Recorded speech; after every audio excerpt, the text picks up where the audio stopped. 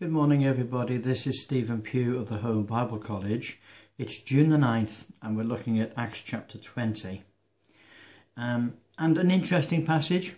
My password, my thought for the day you might call it, is found in verse 7.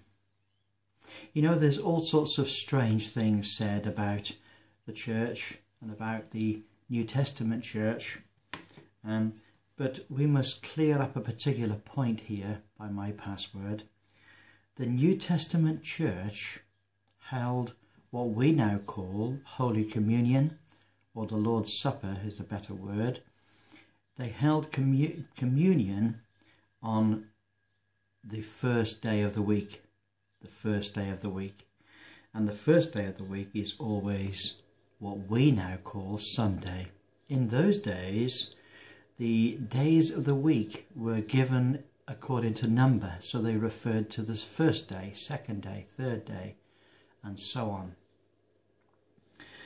But they came together on the first day of the week, and it was the custom of the Christians when the disciples came together to break bread.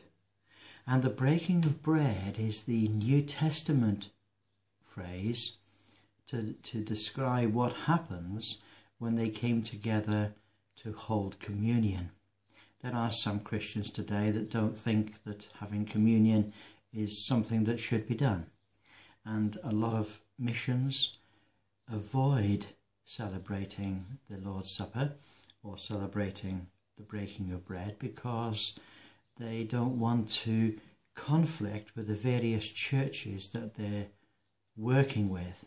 And so traditionally, the Salvation Army, which effectively was a mission, and other missions too, used to avoid celebrating the breaking of bread because they didn't want to conflict with the churches that they were dealing with.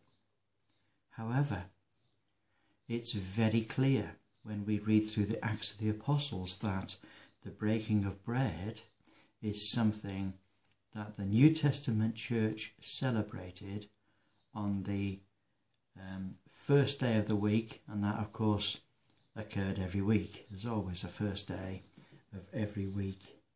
And the breaking of bread was a celebration, a reenactment of the Last Supper. And the Last Supper was something which the Lord Jesus ordained as a celebration of his life and his death. And the bread and the wine, we read, are symbolic of his body and his blood. They're not actually his body and his blood. They're just bread and they're just wine, but they represent his body and his blood. And lots of churches add a lot of ceremony to this, but the important thing is that the Lord Jesus said, do this in remembrance of me. So it is just a memorial. It is just a time when we remember all that Jesus did upon the cross of Calvary. God bless you. Great to talk to you. Look forward to speaking to you tomorrow. Bye for now. Bye.